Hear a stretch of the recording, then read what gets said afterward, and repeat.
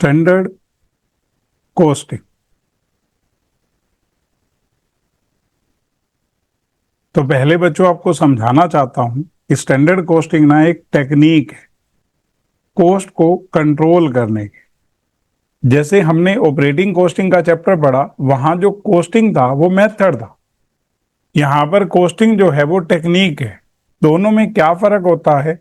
Method की applicability particular business में होती है और जो टेक्निक होती है वो सभी बिजनेसेस में लग जाती है। मेथड का काम असरटेनमेंट ऑफ कॉस्ट होता है और टेक्निक का काम कंट्रोल ऑफ कॉस्ट होता है। अगर आपको कॉस्ट रोकनी है तो आप क्या यूज करेंगे? टेक्निक। तो एक बार आप ये समझेंगे कि स्टैंडर्ड कॉस्टिंग जो है वो एक टेक्निक है। तो हम एक बार इसके बारे में लिखते हैं बच्चों। आप लिखो, cost control is one of the objective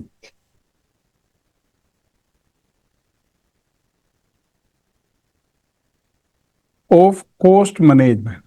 जो हम ये अपना सब्जेक्ट पढ़ रहे हैं, कॉस्ट एंड मैनेजमेंट अकाउंटिंग, तो आप मानकर चलो जो कॉस्ट मैनेजमेंट है उसका एक मेन ऑब्जेक्टिव है कॉस्ट को रोकना।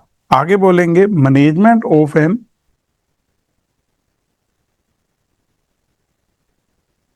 Organisation setups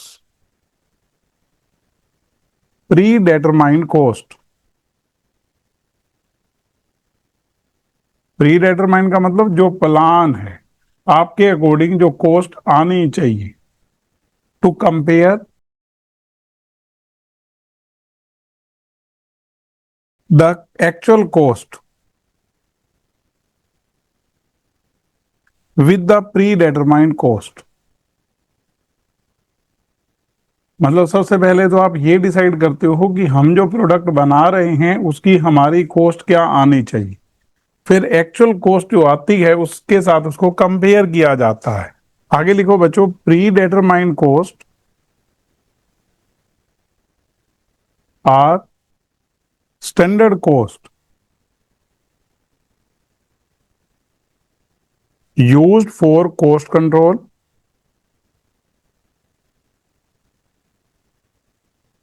and performance evaluation.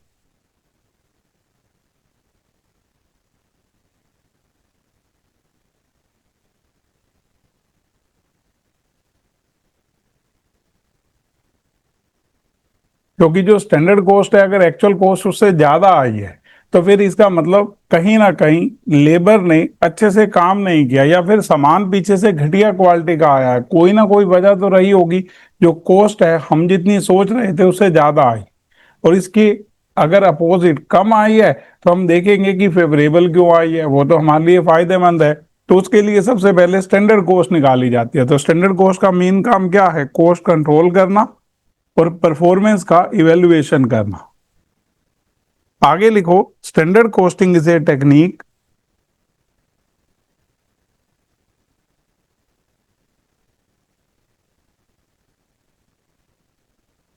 Of cost and management accounting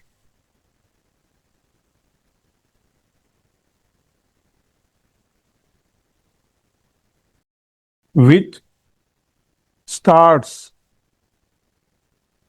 with setting of standard. सबसे पहले ना स्टैंडर्ड सेट किए जाते हैं कि आपकी कॉस्ट आनी क्या चाहिए। एंड एंड्स विद, अभी मैं पूरी प्रोसेस लिखूंगा इसकी, उसी के बाद तो क्वेश्चन स्टार्ट करेंगे। And ends with reporting of variance. Variance का मतलब जो डिफरेंस आते हैं टू मैनेजमेंट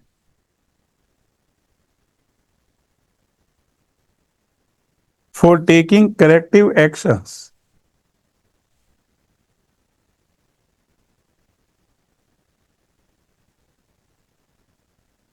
अब क्वेश्चन आता है कि आपने कहा स्टैंडर्ड सेट करने हैं और एंड करना है वेरिएंस रिपोर्ट करने से, तो ये पूरी प्रोसेस है क्या? तो आप एक बार लिखो, the process of standard costing.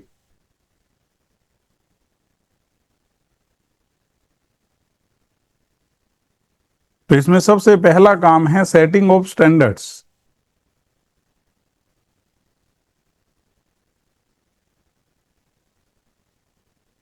तो आप बोलेंगे the first step is to set standards which are to be achieved.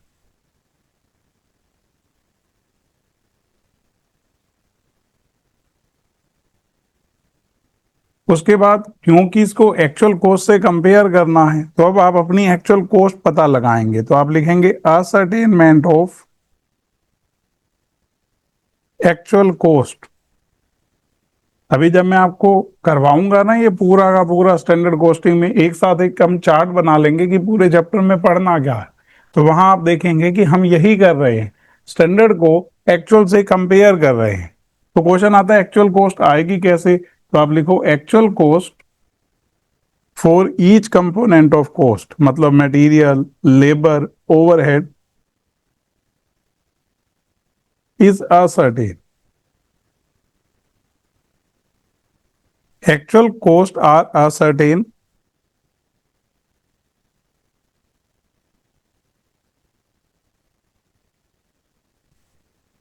From books of account. हम कहेंगे कि हमने जो बुक्स ऑफ अकाउंट बना रखी है उसमें हम रिकॉर्ड रखते हैं कितना मटेरियल लग रहा है। इसी तरह से मटेरियल इनवॉइसेस, वेजेस शीट जो आप लेबर को पे कर रहे हैं, चार्ज स्लिप एक्सेट्रा। कुल मिलाकर एक्चुअल कॉस्ट जो हमारी बुक्स ऑफ अकाउंट है, जो भी हमने सिस्टम बना रखा है उसके थ्रू पता लग जाती है। इसके बाद आपको कंपेयर करना है, आप लिखो comparison of actual cost with standard cost.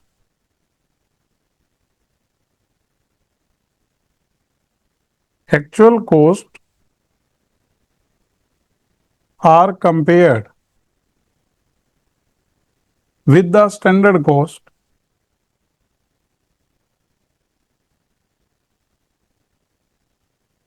and variance are determined।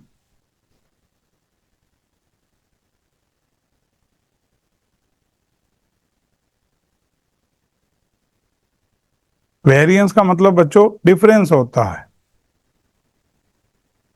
Fourth one, investigate the reason for variances. अब पता लगाते हैं कि अगर डिफरेंस आया है तो क्यों आया है, उसके रीजन भी तो होंगे ना कि कॉस्ट जितनी सोची थी उससे अगर ज्यादा आई है। For variances, variances are investigated for further action, क्योंकि हम चाहते हैं फ्यूचर में ये रिपीट ना हो। अगर फेवरेबल है तो उसके अकॉर्डिंग अपने स्टैंडर्ड को रिवाइज कर दिया जाए। Based on this performance is evaluated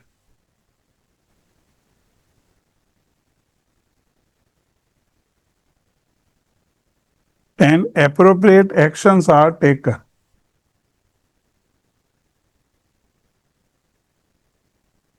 जैसे मान लो लेबर से पूछा मटेरियल ज्यादा क्यों लग रहा है क्वांटिटी में, उन्होंने बताया कि क्वालिटी सही नहीं है तो हमने सप्लायर बदल दिया, तो ये एप्रोप्रिएट एक्शन होता है। पर आप कहेंगे जो वेरिएंस का अमाउंट है उसका क्या करना है। मैंने कहा अगर वो एबनॉर्मल रीजन है जिसको अब आपने फ्यूचर के लिए ठीक कर लिया है तो जो अमाउंट है उसको कॉस्टिंग P&L में डाल दो। अदरवाइज जैसे हम अंडर और ओवर एब्जॉर्प्शन का ट्रीटमेंट करते हैं ओवरहेड में, सेम यहां पर हो जाता है। तो आप यहां पर लिखेंगे variances arises are disposed of. Disposed of का मतलब खत्म करना ही होता है, by transferring it to the relevant accounts. ज्यादातर केसेस में एबनॉर्मल रीजन के कारण होता है तो हम ट्रांसफर कर देते हैं कॉस्टिंग P&L अकाउंट में, costing profit and loss account, as per the accounting method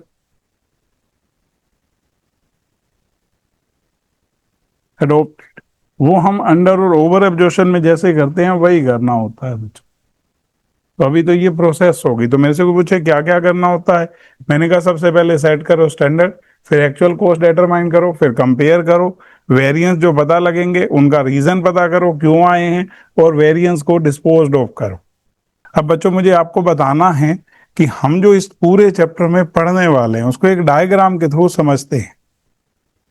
variance हमारी कोस्ट के अंदर बांटे जाते हैं तीन हिस्सों में, material cost variance, labour cost variance, और उसके बाद ओवरहेड वेरिएंसेस। तो मैं एक बार ना आपके लिए यहां लिख रहा हूं, टोटल कॉस्ट वेरिएंसेस। जो आपकी टोटल कॉस्ट में अंतर आते हैं उसको ये तीन हिस्सों में बांटते हैं बच्चों, आप लिखो अपने पास। मटेरियल कॉस्ट वेरिएंसेस,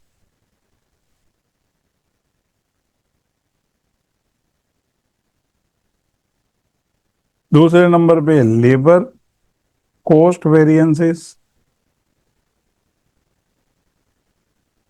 और तीसरे नंबर पे बच्चों ओवरहेड कॉस्ट वेरिएंसेस। एक एक करके अलग अलग पढ़ेंगे पूरे चैप्टर के अंदर।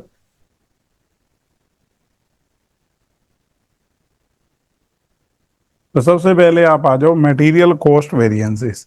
सबसे पहले हम इसी को पढ़ेंगे, अभी इनके फॉर्मूले सीखेंगे।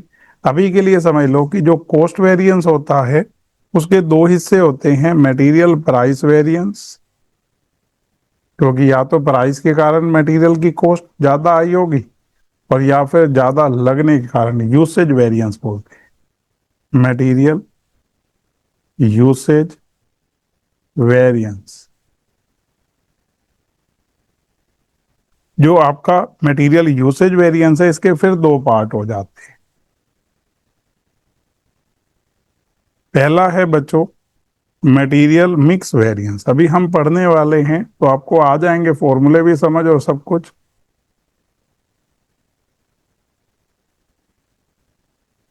और उसके बाद मटेरियल यील्ड वेरिएंस।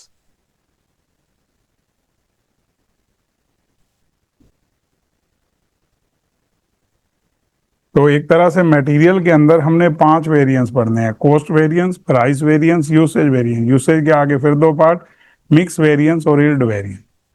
लेबर के आगे अब सीखो, यहां टोटल 6 वेरिएंस होते हैं बच्चों, जिसको हम ऐसे बांट रहे हैं। फिर उसके बाद ओवरहेड की बात करेंगे। तो यहां सबसे पहले आप लिखो लेबर रेट वेरिएंस। जैसे यहां प्राइस है, इसमें रेट होता है लेबर का। उसके बाद लेबर एफिशिएंसी वेरिएंस। जैसे यहाँ यूसेज है, यहाँ एफिशिएंसी होता है। और कई कई बार हमारी गलतियों के कारण कुछ भी रीजन रहता है, लेबर आइडल रह जाते हैं।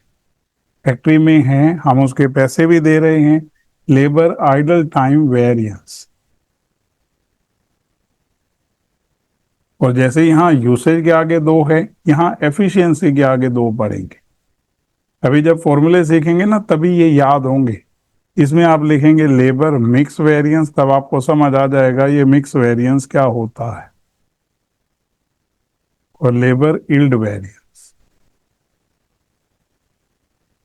अभी तो हम सिर्फ ऐसे ही बना रहे हैं चार्ट, बाद में आप देखेंगे कि आप अपने आप सीधा बना पाएंगे जब सारे फॉर्मूले आ जाएंगे। इसके बाद आप ओवरहेड्स पे आ जाओ। बच्चों जो ओवरहेड्स है ना उसको दो हिस्सों में बांट देते हैं हम, वेरिएबल ओवरहेड और फिक्स ओवरहेड। तो इसलिए आप ऐसे लिख लो इसके नीचे, पहले वेरिएबल ओवरहेड कॉस्ट वेरिएंस। आपने वेरिएंसेस कह दिया तो भी चलेगा, वेरिएंस कह दिया तो भी चलेगा। और इसके जस्ट आगे फिक्स ओवरहेड कॉस्ट वेरिएंस। और वेरिएबल के आगे कॉस्ट में दो और होते हैं बस, एक्सपेंडिचर जिसको बजट वेरिएंस भी कहते हैं, और एफिशिएंसी वेरिएंस। लिख लो अपने पास एक्सपेंडिचर जब बाद में करवाऊंगा तो पता लगेगा, और बजट वेरिएंस।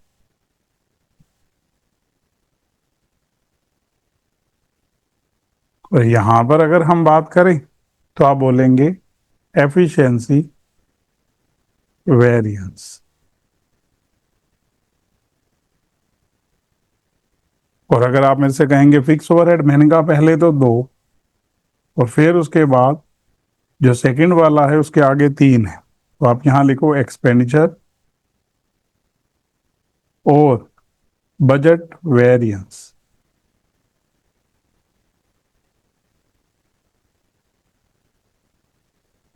यहां पर वॉल्यूम वेरिएंस, इसके जस्ट आगे, वॉल्यूम के आगे तीन,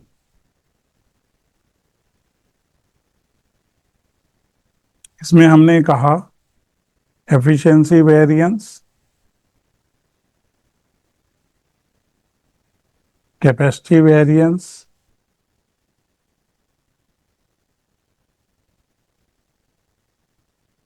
और कैलेंडर वेरिएंस। ये पूरे चैप्टर में हमने पढ़ना है। तो आपको दिख ही गया होगा कि चैप्टर कैसे रहने वाला है। इतने सारे फॉर्मूले, मतलब अगर मैं सीधे में कहूं तो 5 मटेरियल के 6 लेबर के, 5 और 6 11, वेरिएबल ओवरहेड के 3, 11 और 3 14, और फिक्स ओवरहेड के 6। तो टोटल हमारे 20 फॉर्मूले हैं जो हमने पढ़ने, लेकिन अलग अलग हिसाब से पढ़े जाते हैं। पहले मटेरियल के पढ़ेंगे, फिर लेबर के पढ़ेंगे, फिर वेरिएबल ओवरहेड के, फिर फिक्स ओवरहेड के, तो याद हो जाते हैं। चलें बच्चों, करें एक एक करके समझते हैं। तो सबसे पहले अभी हम मटेरियल के वेरिएंसेस पढ़ेंगे। तो आप पहला लिखो अपने पास, 5 वेरिएंस है मटेरियल की। फर्स्ट, मटेरियल कॉस्ट वेरिएंस, कि जो मटेरियल की आपकी स्टैंडर्ड कॉस्ट है और जो एक्चुअल कॉस्ट है उसका डिफरेंस क्या है। आप ऐसे लिखेंगे इसके लिए, स्टैंडर्ड मटेरियल कॉस्ट, इसको शॉर्ट में बच्चों आप एमसीवी कह सकते हो। तो आप यहां लिख लो MCV, standard material cost minus actual material cost. अब मेरे से वो पूछे स्टैंडर्ड मटेरियल कॉस्ट कैसे निकलती है, तो मैंने कहा standard quantity into standard price minus actual quantity into actual price. अब ये स्टैंडर्ड मटेरियल कॉस्ट है, ये एक्चुअल मटेरियल कॉस्ट है। देखो, अगर मान लो बच्चों एक ही तरह का मटेरियल यूज होता है, आपके पास वैरायटी ऑफ मटेरियल नहीं है, किसी प्रोडक्ट को बनाने के लिए एक ही मटेरियल यूज हो रहा है, तो मेरे से वो पूछे कि मटेरियल की कॉस्ट जितनी सोची थी उससे अगर ज्यादा आई है, दो टोटल वजह हो सकती हैं। एक, प्राइस के कारण कि आपने जिस रेट पर सोचा था उससे ज्यादा प्राइस में सामान आया है, और दूसरा, आपने जितना सोचा था उससे ज्यादा लगा है। एक छोटा सा एग्जांपल देता हूं बच्चों, इस रूम में ना मेरे को व्हाइट वॉश कराना है, मैं सोच रहा हूं, तो मैंने ना अपना एक बजट बनाया, मैंने हिसाब लगाया कि 2 दिन लेबर के लगेंगे, जो पर्सन व्हाइट वॉश करता है वो पूरा इसको फिनिश कर देगा, और 1 दिन की दिहाड़ी है उसकी 800 रुपए, तो 2 दिन के 1600 रुपए वो लेगा। पर मैंने एक मटेरियल का अंदाजा लगाया कि इतना मेरा मटेरियल लग जाएगा। अब जितनी मैंने कॉस्ट सोची थी उससे ज्यादा कॉस्ट आई। पहले तो मटेरियल की भी मैंने सोचे थे 5,000, लगे 6,000, तो उसमें दो में से एक वजह हो सकती है मटेरियल की कॉस्ट ज्यादा आने की, या मतलब दोनों वजह से आया होगा।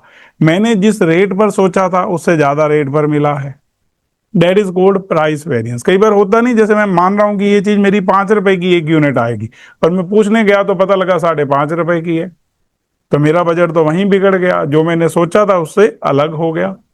और दूसरा, जितनी क्वांटिटी सोची थी लगेगी उसको बनाने के लिए, उससे ज्यादा क्वांटिटी लग गई।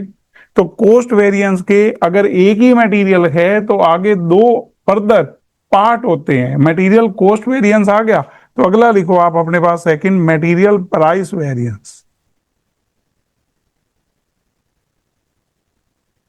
इसको शॉर्ट में एमपीवी कहते हैं। ये फॉर्मूला बच्चों इस बेस पर बना हुआ है, जैसे आप मुझसे कहेंगे कि प्राइस के कारण कितना वेरिएंस आया है, मैंने कहा पहले बताओ क्या प्राइस सोचा था, स्टैंडर्ड प्राइस, और क्या प्राइस एक्चुअल में लगा है। तो standard price minus actual price, जैसे मान लो आपने 5 सोचे थे, 5.5 लगे, तो 50 पैसे पर यूनिट ज्यादा लगे हैं और जितनी एक्चुअल में क्वांटिटी लगी है उससे मल्टीप्लाई कर दो, तो ये आपका क्या आ जाएगा, मटेरियल प्राइस वेरिएंस। एक बार फॉर्मूला रिपीट करते हैं, standard price minus actual price into actual quantity. अब बच्चों इसके बाद ना मैं यहां एक बार लिखना चाह रहा हूं, अगर एक ही तरह का मटेरियल हुआ ना तो ये मटेरियल कॉस्ट वेरिएंस है आपका, standard quantity into standard price minus actual quantity into actual price, standard material cost minus actual material cost. अब इसके दो पार्ट हो सकते हैं, या तो ये वेरिएंस प्राइस के कारण आया है, मटेरियल प्राइस वेरिएंस, तो आपने मेरे से कहा इसका फॉर्मूला, मैंने कहा इसका standard price minus actual price into actual quantity, और या फिर मटेरियल की क्वांटिटी कम ज्यादा लगने के कारण जो वेरिएंस आया है उसको बोलते हैं मटेरियल यूसेज, जितना लगा है वेरिएंस।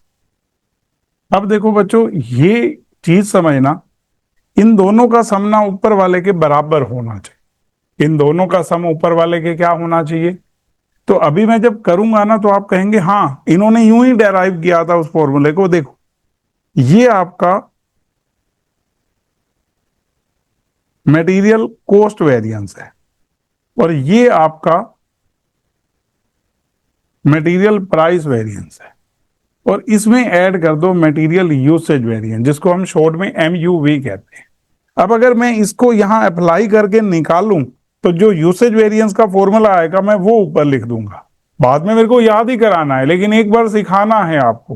तो अभी एक बार आप ध्यान देना बच्चों, मैंने क्या किया, अंदर मल्टीप्लाई किया इसको,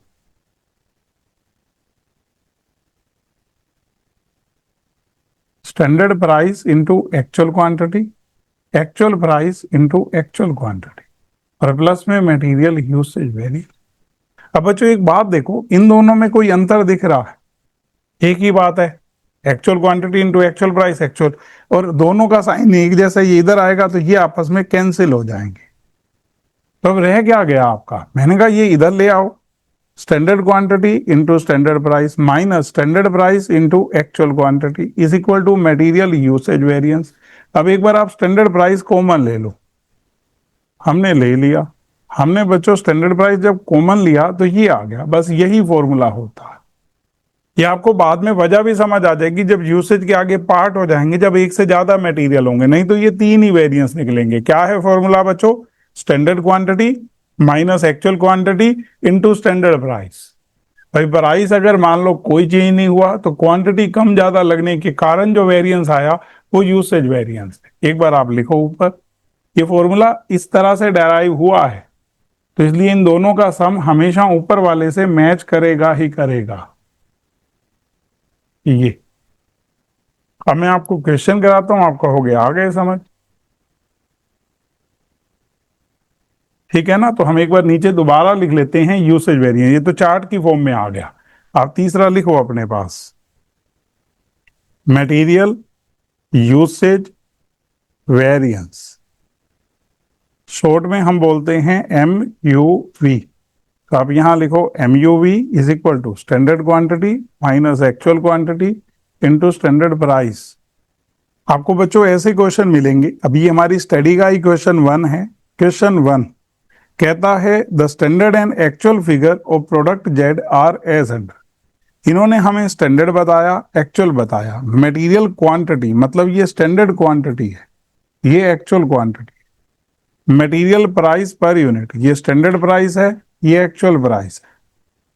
अब आपसे कह क्या रहा है वो सुनो, कहता है कैलकुलेट मटेरियल कॉस्ट वेरिएंसेस। जब एक ही मटेरियल हो ना, जैसे यहाँ एक ही मटेरियल है, मटेरियल में कोई टाइप नहीं है, तो याद रख लोगे कि टोटल 3 ही वेरिएंस होते हैं, material cost variance, material price variance और मटेरियल यूसेज वेरिएंस।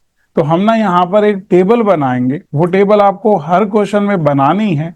उस टेबल के थ्रू आप एग्जामिनर को बता देते हो कि हम अलग अलग कर पा रहे हैं, स्टैंडर्ड क्वांटिटी क्या है, स्टैंडर्ड प्राइस क्या है, यहाँ तो दे ही रखा है, एक्चुअल क्वांटिटी क्या है, एक्चुअल प्राइस क्या है। देखो एक बार क्वेश्चन 1,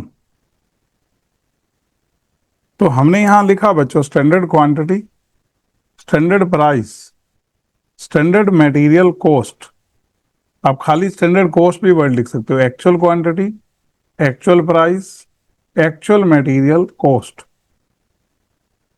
मैंने देखा बच्चों यहां पर स्टैंडर्ड क्वांटिटी 50 यूनिट है, स्टैंडर्ड प्राइस 1, तो हमने यहां मल्टीप्लाई किया 50 रुपए। एक्चुअल में क्वांटिटी है 45, एक्चुअल में प्राइस है 80 पैसे, मल्टीप्लाई किया 36 रुपए। अब एक बार करते हैं। सबसे पहले मटेरियल कॉस्ट वेरिएंस, फॉर्मूला लिखो बच्चों, आप शॉर्टकट लिखना हो एमसीवी लिख सकते हो। तो आप यहां लिखो standard material cost minus actual material cost. आपने कितनी कॉस्ट सोची थी? मैंने कहा 50 रुपए, और आई कितनी है? 36। तो कितने रुपए कम आई है कॉस्ट? 14 रुपए। उन्होंने एक इंट्रोडक्टरी ऐसे आसान सा क्वेश्चन बनाया है, सीधा सारी फिगर दे रखी है, वो कहते हैं बच्चे को पहले पुट करना आ जाए। तो 14 रुपए कम लगी कॉस्ट, तो मेरे से पूछे अब ये क्या है? मैंने कहा फेवरेबल है, जो सोचा था उससे कम आई है कॉस्ट। हम बाद में शॉर्ट में FAV लिख देंगे, समझ गए ना? जितना सोचा था उससे कम आई है कॉस्ट। अब हम जानना चाहते हैं कम क्यों आई है। जैसे अगर ज्यादा की वजह दो है तो कम की वजह भी वैसी ही दो होंगी। तो आप लिखो एक बार मटेरियल प्राइस के कारण कितना फर्क पड़ा, मटेरियल प्राइस वेरिएंस। फॉर्मूला लिखो बच्चों अपने पास, standard price minus actual price into actual quantity. एक बार आप देखो स्टैंडर्ड प्राइस कितना है, मैंने कहा 1 रुपया, एक्चुअल में प्राइस 80 पैसे, मतलब 20 पैसे पर यूनिट कम लगे हैं। और कितनी एक्चुअल में क्वांटिटी लगी है? 45 यूनिट। एक बार बच्चों 45 इंटू 20 पैसे करना, 9 रुपए। तो आप लिख दो अपने पास फेवरेबल। अब तीसरे नंबर पे आ जाओ, material usage variance, MUV। Formula standard quantity minus actual quantity into standard price. आप एक बार पुट करो, कितनी सोची थी क्वांटिटी? 50, कितनी लगी है? 45, और स्टैंडर्ड प्राइस कितना है? 1 रुपया, तो 5 रुपए फेवरेबल। तो दोनों का टोटल करोगे तो 14 रुपए बनेगा ही सही। ये हो गया। Question second, G limited which has adopted standard costing furnishes the following information. अब एक बार स्टैंडर्ड देखो बच्चों, material for 70 kg of finish product कितना? अगर 70 kg आउटपुट चाहिए तो 100 kg इनपुट लगानी पड़ेगी, और प्राइस ऑफ मटेरियल है 1 रुपया पर केजी, ये स्टैंडर्ड है। अभी मैंने ऊपर वाले को स्टैंडर्ड क्वांटिटी इसलिए नहीं लिखा बच्चों, हमें जो एक्चुअल में आउटपुट आई है उसके लिए जो लगना चाहिए वो चाहिए, एक्चुअल में कितने केजी बना है। तो मेरी बात ध्यान से सुनना, आप मुझे कहते हो 70 kg अगर आउटपुट चाहिए ना, तो स्टैंडर्ड क्वांटिटी लगनी चाहिए। कितनी होती है स्टैंडर्ड क्वांटिटी रिक्वायर्ड? 100 kg। ये आपका अंदाजा है, प्री डिटरमाइंड है। और अगर 2,10,000 kg आपने बनाई है तो उसके लिए कितनी लगनी चाहिए स्टैंडर्ड क्वांटिटी? मैंने कहा 100/70 इंटू 2 10, 3,00,000 kg। अब ये जो 3,00,000 kg है ये स्टैंडर्ड क्वांटिटी है, और कितने रुपए पर केजी आना चाहिए था? 1 रुपया। समझ गए ना? पिछले क्वेश्चन में उसने स्टैंडर्ड क्वांटिटी दे रखी थी क्योंकि आउटपुट बताई नहीं थी, इसमें वो आउटपुट पे आ गया कि 2,10,000 kg हमारी आउटपुट आई है। तो मैंने कहा, आप कह रहे थे 70 के लिए 100 kg इनपुट लगती है, तो 210 के लिए तो 3,00,000 kg लगनी चाहिए, और 1 रुपए के हिसाब से 3,00,000 रुपए का। और एक्चुअल में मटेरियल लगा कितना है? 280। और एक्चुअल कॉस्ट कितनी है? 252 को अगर 280 से डिवाइड करोगे तो 90 पैसे पर केजी आपको मिला है। क्वांटिटी भी कम लगी है और प्राइस भी कम मिला है। आपने जो सोचा था उससे हर चीज में आपको बचत आई है। आपसे पूछा क्या है? Calculate first material cost variance, second material price variance, और थर्ड मटेरियल यूसेज वेरिएंस। एक बार बच्चों करते हैं। क्वेश्चन सेकंड, आप पहले यहां लिखो बच्चों, for 70 kg output standard quantity required, आपको चाहिए 100 kg। फिर आप लिखेंगे फॉर सीधा ही 2,10,000 kg। और ये सिर्फ इस क्वेश्चन तक नहीं रुकेगी बात, आगे आने वाले हर क्वेश्चन में हम यूं ही करेंगे। आपको हमेशा स्टैंडर्ड क्वांटिटी निकालनी पड़ेगी, क्योंकि वो लिंक करके दे देगा कि इतने के लिए हमने इतनी सोची थी। तो अगर 210 बनी है तो 210 के लिए कितनी क्वांटिटी लगनी चाहिए? 3 लाख। अब आप अपनी टेबल पे आ जाओ, जो भी हमने ऊपर यूज की थी। यहां लिखो standard quantity, standard price, standard material cost, actual quantity, actual price, actual material cost. एक बार चलते हैं। Standard quantity 3 lakh kg, standard price 1 रुपया, तो 3 लाख रुपए कॉस्ट आनी चाहिए। एक्चुअल में 2,80,000 क्वांटिटी लगी है और 2,52,000 कॉस्ट आई है। 252 को 280 से डिवाइड करो तो 90 पैसे। ये है सब। अब आगे बढ़े हम। मेरे से पूछी हैं 3 चीजें, material cost variance, material price variance और मटेरियल यूसेज वेरिएंस। तो पहला मटेरियल कॉस्ट वेरिएंस, आप बच्चों फॉर्मूले में पुट करो। Standard material cost minus actual material cost, मतलब 3 लाख माइनस 2,52,000, 48,000 फेवरेबल। अब इसके दो हिस्से हैं, प्राइस और यूसेज। तो आ जाओ आप, मटेरियल प्राइस वेरिएंस। क्या फॉर्मूला होता है बच्चों? Standard price minus actual price into actual quantity.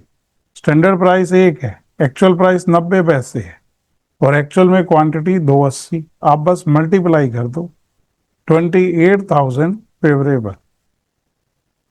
ठीक है ना? और तीसरे नंबर पे मटेरियल यूसेज वेरिएंस।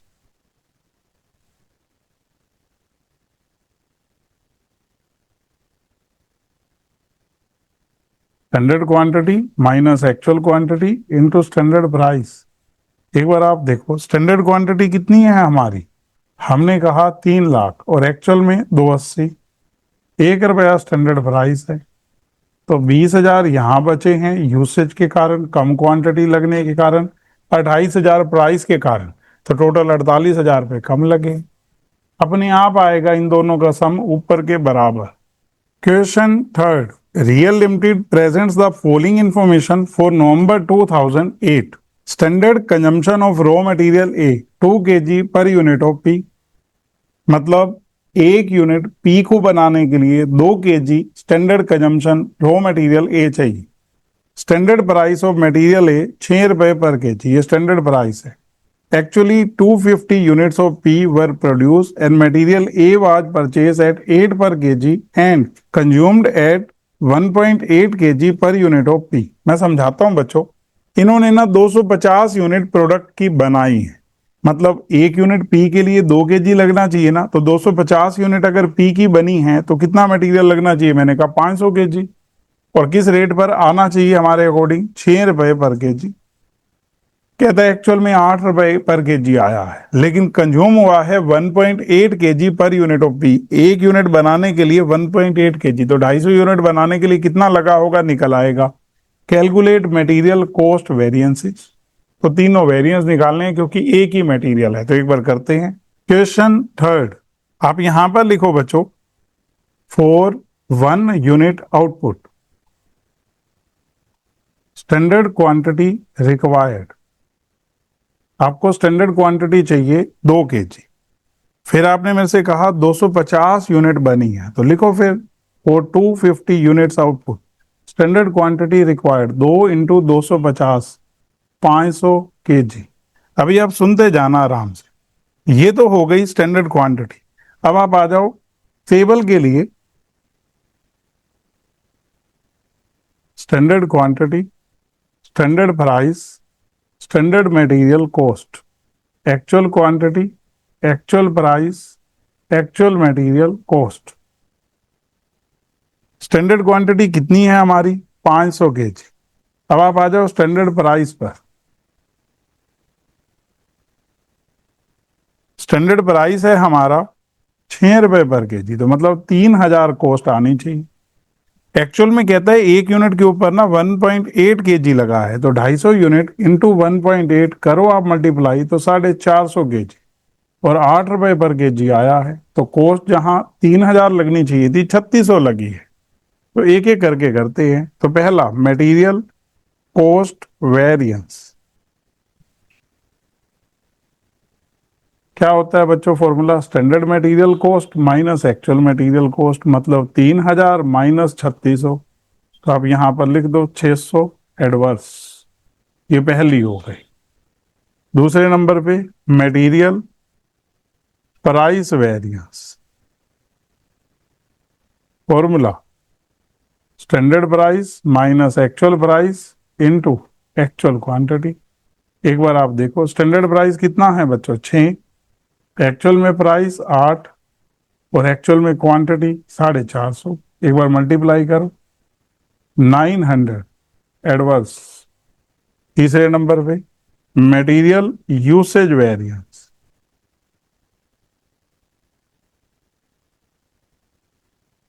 आप बच्चों यहां फॉर्मूला लिखो। क्या होता है? Standard quantity minus actual quantity into standard price. एक बार आप स्टैंडर्ड क्वांटिटी देखो बच्चों कितनी है। हमने कहा 500 और एक्चुअल में क्वांटिटी कितनी लगी है? 450 और 6 रुपए पर केजी स्टैंडर्ड प्राइस है। एक बार मल्टीप्लाई करना बच्चों 300।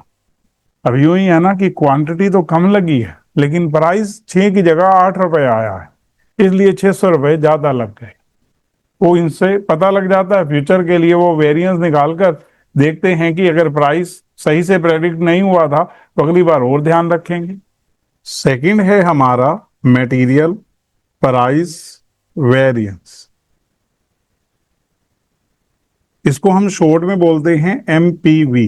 एक बार बच्चों इसका फॉर्मूला समझना, standard price minus actual price into actual quantity.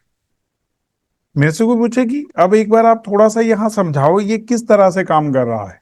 मैंने कहा जो प्राइस हमने सोचा था और जो प्राइस मिला, अगर प्राइस ज्यादा में सामान मिला है तो आपका प्राइस वेरिएंस एडवर्स आ जाएगा। जैसे कोई चीज मैंने सोची थी 5 रुपए की मिलेगी और वो 5.5 रुपए में मिली, तो 50 पैसे पर यूनिट मैंने एक्स्ट्रा दी। अब यहाँ पर हमारी स्टडी क्या कहती है, थोड़ा समझना। वो कहते हैं यहाँ जो एक्चुअल क्वांटिटी लेनी है ना, वो आपके पास दो ऑप्शन है, या तो आप यूज ले सकते हो या आप परचेस ले सकते हो।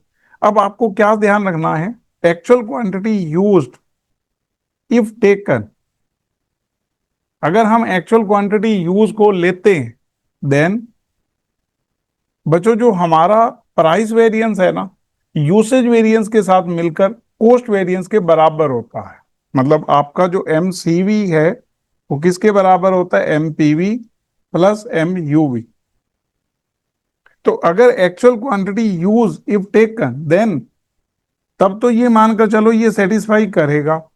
लेकिन अगर आपने एक्चुअल क्वांटिटी परचेस वाली ले ली, actual quantity purchased if taken, then MCV not equal to MPV plus MUV.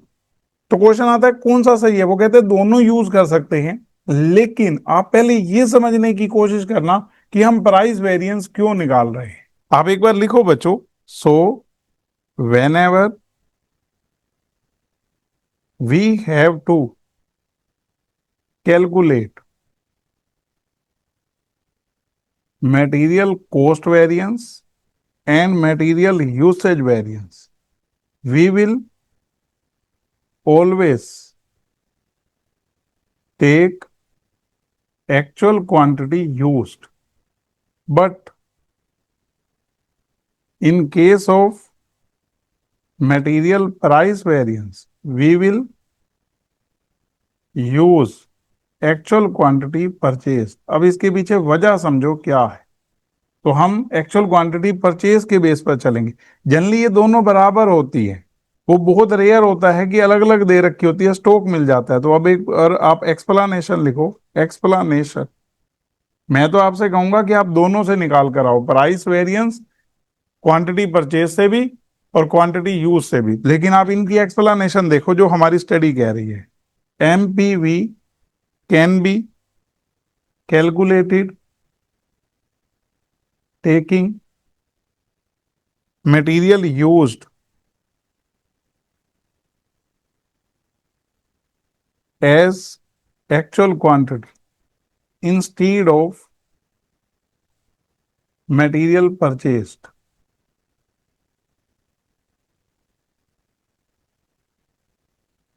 This method is also correct. ये सही है, but does not serve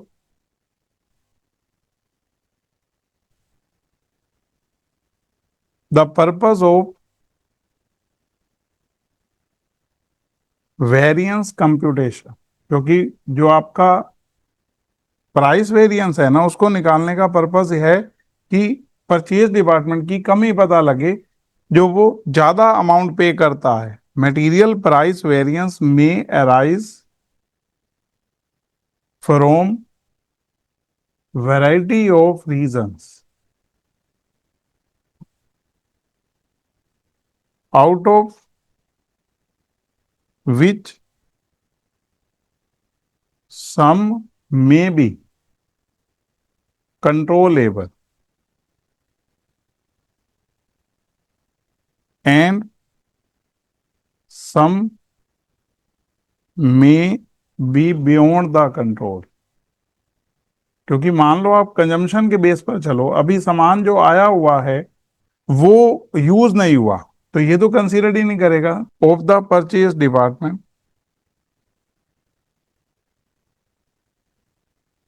if price variance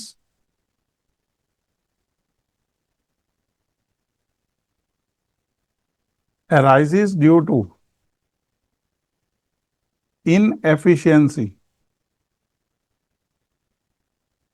of purchase department or any other reason within the control of the company,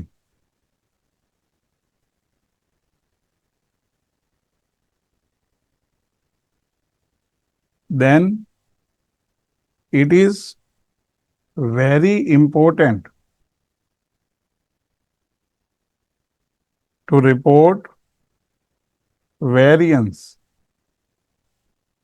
as early as possible, and this can be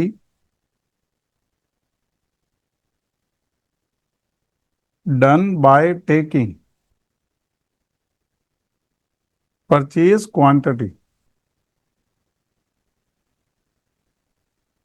as actual quantity for price variance calculation।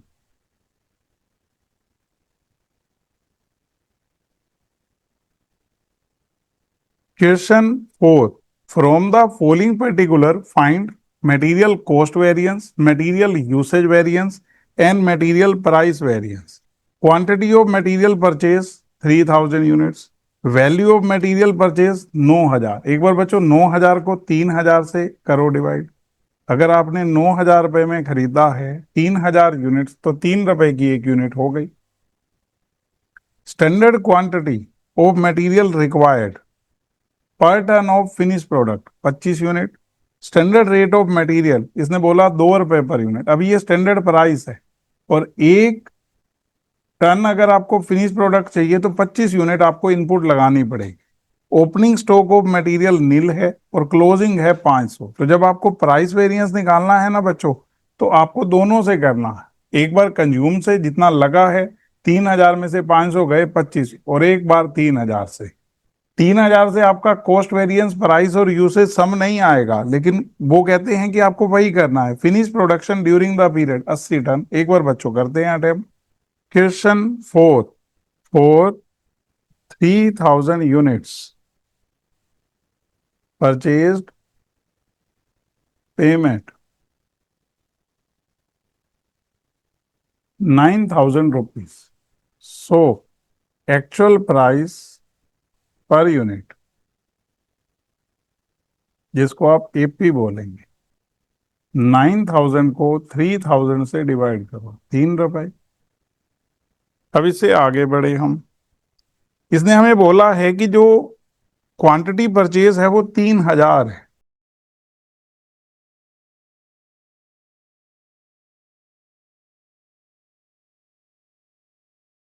और जो stock है वो हमारा है 500।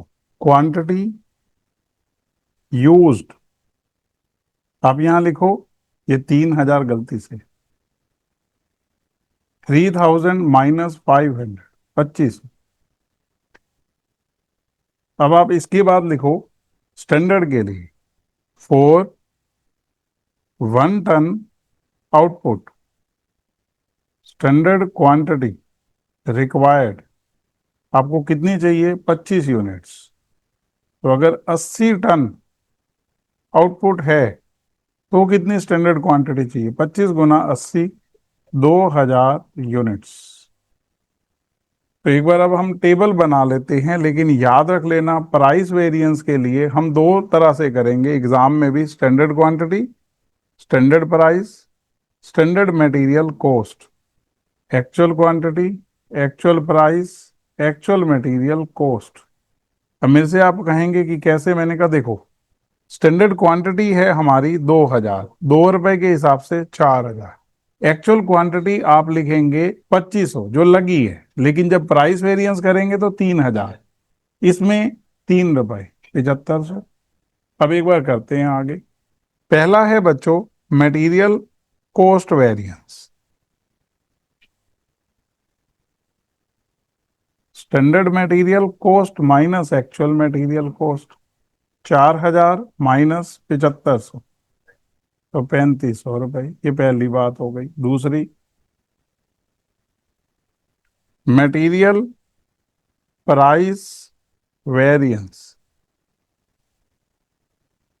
आप दो फॉर्मूले लिखेंगे, एक standard price minus actual price into actual quantity purchased.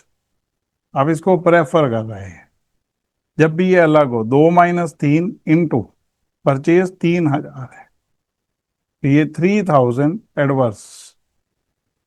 लेकिन इसी में आप और लगाएंगे, क्योंकि अगर आपको जस्टिफाई करना है तो यही, ये दोनों का सम बराबर होता है एक्चुअल क्वांटिटी यूज्ड कंज्यूम्ड। तो अब आप में से कहेंगे, तो मैंने कहा 2 माइनस 3 इंटू 2500, तो 2500 एडवर्स।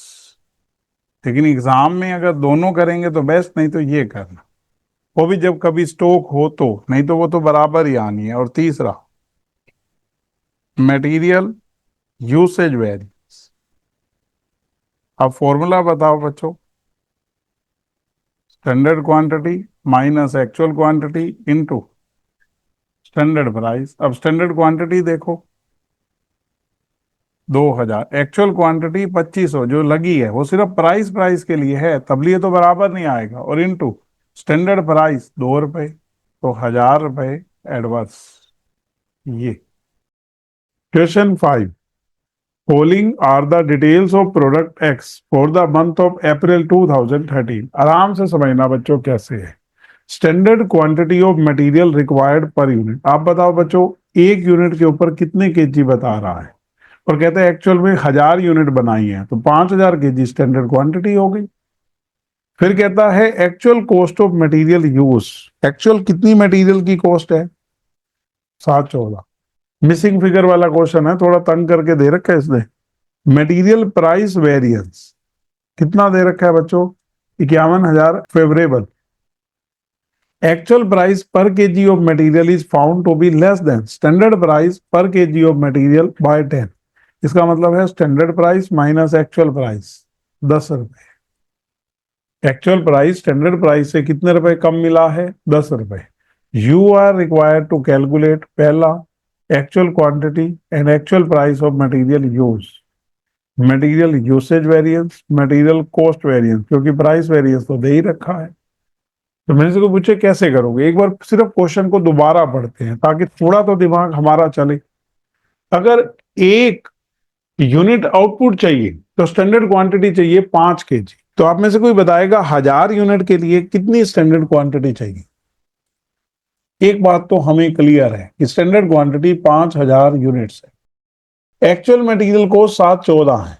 मटेरियल प्राइस वेरिएंस दे रखा है। एक बार कोई बच्चा प्राइस वेरिएंस का फॉर्मूला बता सकता है? अब मैं पहुंच रहा हूं उस जगह पर, कैसे? देखो, ये मेरे पास 51000 फेवरेबल है, ये मेरे पास ₹10 है, इन दोनों का डिफरेंस। तो 5100 एक्चुअल क्वांटिटी आ जाएगी, मेरी तो आ रही है। अब actual material cost actual price into actual quantity से आता है। एक्चुअल क्वांटिटी तो आपके पास है, एक्चुअल प्राइस निकालना है तो इसको इस 5100 से डिवाइड कर देंगे तो एक्चुअल क्या निकल आएगा, प्राइस।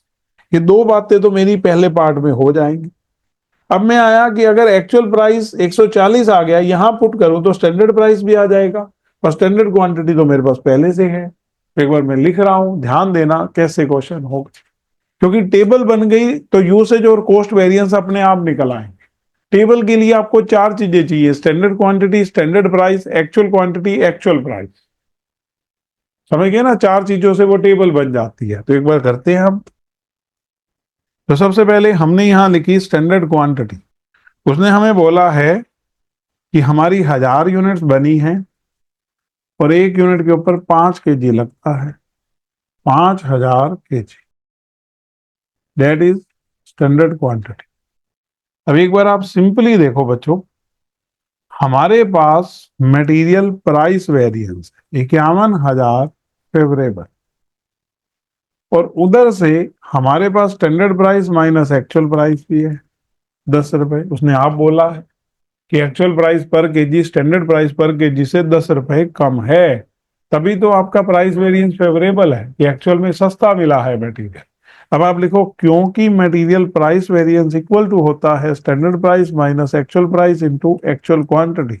अब ये 51,000 फेवरेबल है, ये 10 है, तो एक्चुअल क्वांटिटी कितनी हो जाएगी, 51,000 डिवाइड में 10, 5100 kg। ये पहला आंसर आ गया, that is your actual quantity. अब आगे बढ़े, आप मेरे को सिर्फ ये बताओ बच्चों, अगर आपकी एक्चुअल मटेरियल कॉस्ट 7,14,000 है, जो कि इन दोनों के मल्टीपल से बनती है, actual quantity into actual price है, तो एक्चुअल प्राइस कितना होगा, एक्चुअल मटेरियल कॉस्ट अपॉन में एक्चुअल क्वांटिटी। एक बार 714 को 5100 से डिवाइड करना,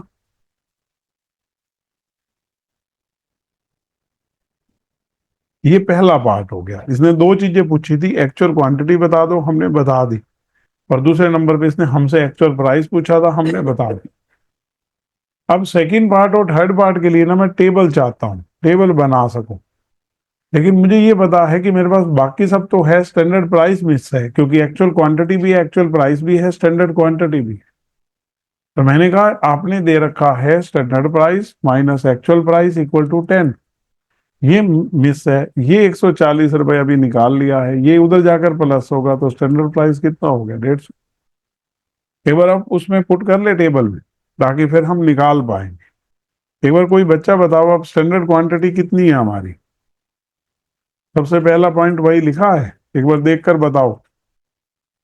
5,000, बिल्कुल। स्टैंडर्ड प्राइस 150, मल्टीप्लाई करो, एक्चुअल में क्वांटिटी कितनी लगी है, 5100, और एक्चुअल में प्राइस 140, एक्चुअल मटेरियल कॉस्ट 714। इसने एक तो आपसे यूसेज वेरिएंस पूछा है, एक बार कोई बताएगा बच्चों यूसेज वेरिएंस का फॉर्मूला। स्टैंडर्ड क्वांटिटी है 5,000, एक्चुअल में क्वांटिटी है 5100, स्टैंडर्ड प्राइस 150, एक बार मल्टीप्लाई करना बच्चों, 15,000 advance, that is material usage variance. और इसके अलावा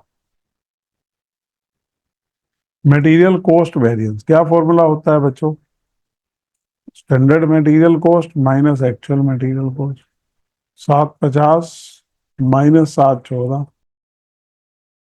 36,000 favourable. Question 6, Gemini Chemicals Industry provide the following information from their records. For making 10 kg of Gemco, the standard material requirement is। अब बच्चों material ना दो है, ए और बी, तो चाहें तो 5 वेरिएंस निकाल सकते हैं, लेकिन अभी उसने क्वेश्चन में मिक्स और इल्ड वेरिएंस की कोई बात नहीं की, तो अभी 3 ही वेरिएंस पूछे हैं, material cost variance, material price variance और मटेरियल यूसेज वेरिएंस। तो नॉर्मल जैसे पहले कर रहे हैं वैसे ही करेंगे, लेकिन टेबल में ए और बी अलग अलग होंगे। प्राइस और यूसेज वेरिएंस निकालती बार ए का अलग निकलेगा, बी का अलग। वो कैसे अभी समझाता हूं। अब देखो बच्चों 8 और 4 टोटल 12। इसका मतलब अगर आपको 10 केजी आउटपुट चाहिए तो आपका स्टैंडर्ड है कि आपको 12 केजी इनपुट लगानी पड़ेगी। और स्टैंडर्ड प्राइस कितना है? 6 और 4। मतलब 10 केजी आउटपुट के लिए हमारा स्टैंडर्ड है कि कितने केजी हमें इनपुट चाहिए? 12 केजी। और ये कह रहा है ड्यूरिंग अप्रैल 1988 1000 केजी ऑफ जैमको वर प्रोड्यूस। जो प्रोडक्ट है ना उसकी हमने कितने केजी बनाई है? 1000 केजी। तो एक बार कोई बताएगा 10 केजी के लिए हमारे यहाँ स्टैंडर्ड है 12 केजी इनपुट लगनी चाहिए, तो 1000 केजी के लिए कितनी लगनी चाहिए थी? 1200 KG. Actual consumption of material, और एक्चुअल में थोड़ा अलग हुआ। एक्चुअल में ए लगा 750, बी लगा 500, मतलब टोटल 1250। और एक्चुअल में प्राइस है 7 और 5। आपको ये तीनों वेरिएंस निकालने हैं। तो एक बार बच्चों करते हैं, ध्यान देना कैसे होगा। क्वेश्चन 6 आप यहां लिखो, for 10 KG output standard quantity required 12 KG. फिर आप लिखो for 1000 KG output standard quantity required 12 divide में 10 इंटू 1000 1200 केजी। अब एक बार इसको लिख लेते हैं प्रॉपर तरीके से। आप यहां पर लिखो बच्चों मटेरियल। टेबल में अब ए बी अलग अलग लिखना है। अब यहां से आगे जब क्वेश्चन करेंगे ना तो यूं ही किया करेंगे जब भी एक से ज्यादा मटेरियल हो। तो अब एक बार आप मेरे को स्टैंडर्ड क्वांटिटी बताओ। आपने कहा सर हमने तो इकट्ठे में लिखी है, और हमेशा इकट्ठे में ही लिखनी होती है 1200। अब आप में से कोई बताएगा जब ये 12 केजी थी तो कैसे लग रही थी? 8 और 4, तो उसी की रेशो ले लो, मतलब 2:1। 800 पहली लगनी चाहिए, 400 दूसरी। स्टैंडर्ड प्राइस देखकर बताओ कितना कितना है? 6 रुपए, 4 रुपए। अब बच्चों मल्टीप्लाई करो। Standard material cost. अब यहां आप लिखो actual quantity, actual price, actual material cost. Actual में क्वांटिटी है 750 और 500, और एक्चुअल में प्राइस 7 और 5। एक बार मल्टीप्लाई कर दो। पहले वाले में किया 4800, 1600, टोटल करो बच्चों 64। अब आप आ जाओ इसमें 5250, 5250 और 2500, 7750। अब ध्यान देना बस। First part material cost variance.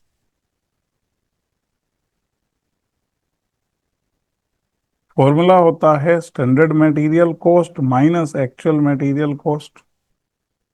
तो स्टैंडर्ड आपकी मटेरियल कॉस्ट है 6400, और एक्चुअल में 7750, 1350 एडवर्स। ये पहला हो। सेकंड नंबर पे मटेरियल प्राइस वेरिएंस। अब यूं समझ कर चलो कि ज्यादातर केसेस में स्टॉक होता ही नहीं है, तो हमारे को फॉर्मूले में माइनस ही दिक्कत नहीं है। इनटू एक्चुअल क्वांटिटी आप पुट करो। स्टैंडर्ड प्राइस आप कहोगे सर ए का अलग बी का अलग, तो करेंगे ही अलग अलग। एक बार देखो स्टैंडर्ड प्राइस कितना था? 6 और 4, और एक्चुअल में 7 और 5, इंटू एक्चुअल क्वांटिटी। पहले के केस में 750, दूसरे के केस में 500। यहाँ बच्चों 750 एडवर्स, और यहाँ पर 500 एडवर्स। दोनों का सम करो 1250 एडवर्स। अब तीसरे नंबर पे C material usage variance. Standard quantity minus actual quantity into standard price for A for B. Standard quantity है 800 और 400, एक्चुअल में क्वांटिटी है 750 और 500, और स्टैंडर्ड प्राइस 6 और 4। आप एक बार मल्टीप्लाई करो बच्चों, 300 फेवरेबल और यहाँ पर 400 एडवर्स। तो हमारा 100 क्या आ गया? एडवर्स। बस अब आप ऊपर टोटल करेंगे तो मैच करेगा। क्योंकि अगर कुछ अलग नहीं है तो याद रख लो material cost variance always equal to material price variance और मटेरियल यूसेज वेरिएंस। बस यहाँ पर जब यूज किया है वो एक्चुअल क्वांटिटी यूज्ड वाली है, और वो इक्वल होती है जब स्टॉक ना हो। 7, following detail relating to product X during the month of April are available. इसने ना आपको standard cost per unit of X बताई है। मटेरियल 50 kg, ये स्टैंडर्ड क्वांटिटी है एक यूनिट के ऊपर, और 40 रुपए पर केजी। एक्चुअल में कितनी यूनिट बनी है? अब एक के लिए अगर 50 लगेगा तो 100 के लिए कितना लगना चाहिए? तो अभी यहाँ पूरी स्टैंडर्ड क्वांटिटी आ जाएगी। ठीक है, अभी मैं देखता हूँ जरूरत है भी सही या नहीं, मैंने तो अभी पूरा क्वेश्चन पढ़ा ही नहीं। एक्चुअल मटेरियल कॉस्ट 42 रुपए पर केजी। अब जो कह रहा है वो सुनो, मटेरियल प्राइस वेरिएंस दे रखा है 9800 एडवर्स। एडवर्स का मतलब बच्चों माइनस में आया होगा। यूसेज वेरिएंस दे रखा है 4000 फेवरेबल। आपसे कहा है calculate actual quantity of material use. मेरे को लग रहा था कि जिस तरह का क्वेश्चन है ज्यादा कुछ होगा नहीं। इसने आपसे क्या निकालने के लिए कहा है बच्चों? तो मैंने कहा वो तो सीधा ही निकल आएगा। प्राइस वेरिएंस का फॉर्मूला होता है ये बच्चों, स्टैंडर्ड प्राइस आपके पास है ये रहा 40, एक्चुअल प्राइस आपके पास है 42, एक्चुअल क्वांटिटी निकालनी है और प्राइस वेरिएंस दे रखा है। कुछ और तो जरूरत ही नहीं है, ऐसे ही टाइम बाकी चीजों पे लगा रहे थे। एक बार लिखते हैं क्वेश्चन 7, एक बार लिखोगे बच्चों दोबारा, प्राइस वेरिएंस से रिलेटेड चलूंगा। आप मुझे देखकर बताओ स्टैंडर्ड प्राइस पर केजी कितना है?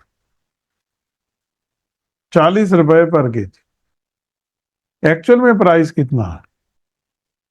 42 रुपए पर केजी। और एक बार आप मटेरियल प्राइस वेरिएंस बताओ। 9800 एडवर्स। एडवर्स का मतलब बच्चों माइनस का।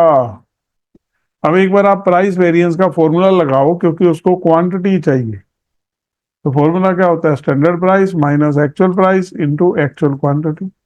एक बार बच्चों ये 9800 एडवर्स है, और यहां आप करो 40 माइनस 42, माइनस का 2, 9800 को -2 से डिवाइड कर दो। हमने किया बच्चों 4900 के, 4900। एक बार आप देखो आंसर आ रहा है।